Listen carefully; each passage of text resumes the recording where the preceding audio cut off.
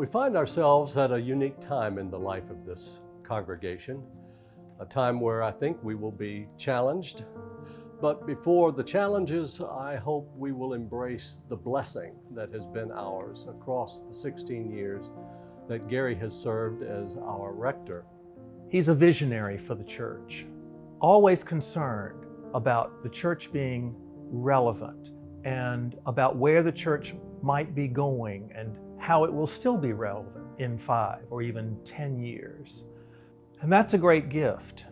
And this parish has benefited a great deal from that.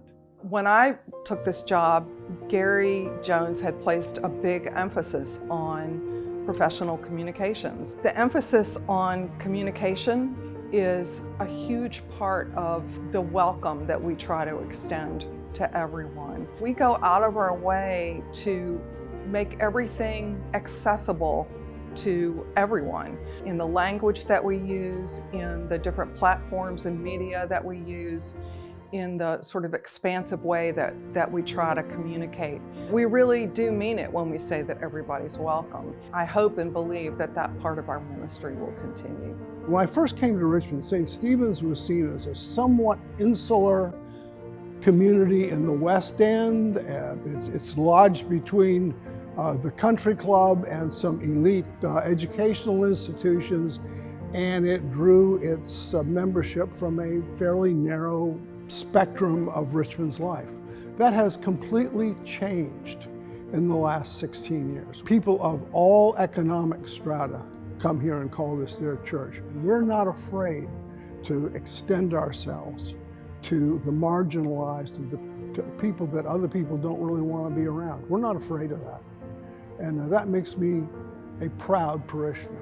And St. Stephen's has become, and I think largely through your leadership, a place of genuine hospitality and a real welcome, knowing that we are all called to together. Gary's gift is nurturing that idea that we are all connected and that it's important, and that whether it's beautiful music or poetry, whether it is just being in a beautiful space, that strengthens us. You don't get there without a lot of planning and a lot of work, and I think it pays off in so many different ways. I think the reason that St. Stephen's is thriving, even now after we've all been in the midst of this awful pandemic, is because people know it's a place they can count on going and being taken care of. There is a sense here now, deeply rooted, that this place of St. Stephen's Episcopal Church in Richmond, Virginia, exists for Richmond and for the world. There is so much good news in this place that we can't help but want to share it with all those who come into our midst, and not just simply for them to become like us, but that they might change us as well. People feel welcomed when they come here, and that there's a place for everyone. No matter where they are in their faith journey, we try to meet people where they are and provide something that they need or that they want. And I think all of that is the underpinning for the church as a sanctuary for people who are thriving as well as people who are going through crisis. I hope that we maintain that sense of welcome and openness. We see it in the Celtic service. We hear it whenever anybody comes to visit. They come for a funeral or a baptism, for a wedding, or just on a Sunday morning to visit.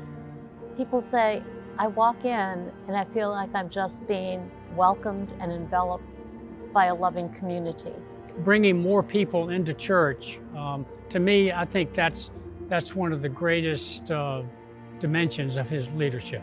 And I remember visiting St. Stephen's Church a number of years ago to speak and thinking, oh, I can feel Gary's influence here. There was this depth of spirituality and contemplation, this joyfulness present at St. Stephen's, and I know that's going to continue on. I'm born of Hindu parents who are theosophists. My wife is Buddhist, but instantly both of us felt so welcomed at St. Stephen's, so much really a part of the family, and suddenly we were encircled by friends. And ever since, I think we've thought of St. Stephen's as a model of hopefulness and tolerance and openness and light. I think the one thing that we have really learnt through our closeness to St. Stephen's is that God loves all of us, regardless of our religion or absence of religion. Thank you, Gary, more than we can say. And thank you, St. Stephen's, for more than we can say. And we're just so very glad that Gary can take his vision across the world now, and that St. Stephen's can take your very special image and modeling of community into a new generation. I see you as a man of tremendously strong soul, of imagination and creativity, forever being alert to how you can help new birth within us and among us in our lives and our communities. And you combine this ability to be open to the new with a capacity to be grateful for tradition and to make the most and the best of tradition, to serve people pastorally and to nurture community. You have blessed many, many people with your wisdom and your love, and beyond what I believe you would ever be able to imagine, you have touched people across the country and throughout the world, including me. I consider it a great honor to be your friend and to be your colleague from afar. And we join with you in offering our applause and our prayers for Gary and for Cherry as they anticipate this next chapter of life. Gary serves the gospel with the fullness of his being, and the parishes he leads, most especially St. Stephen's, are models for the whole church. And this is the greatest testament to Gary's own ministry. So well done, good and faithful servant. I join the people of St. Stephen's in giving thanks to you and for you. We accomplish in our lifetime only a fraction of the magnificent enterprise that is God's work. Nothing we do is complete, which is another way of saying that the kingdom always lies beyond us. No statement says all that could be said. No prayer fully expresses the faith. No confession brings perfection. No pastoral visit brings complete wholeness. No program accomplishes the church's mission. And no set of goals and objectives includes everything. But this is what we are about. We plant seeds that one day will grow. We water seeds already planted, knowing that they hold future promise.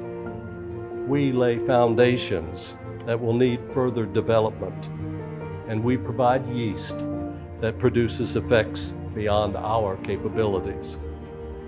Yes, we cannot do everything, and I believe there's a sense of liberation in realizing that. But it enables us to do something, and to do it very well.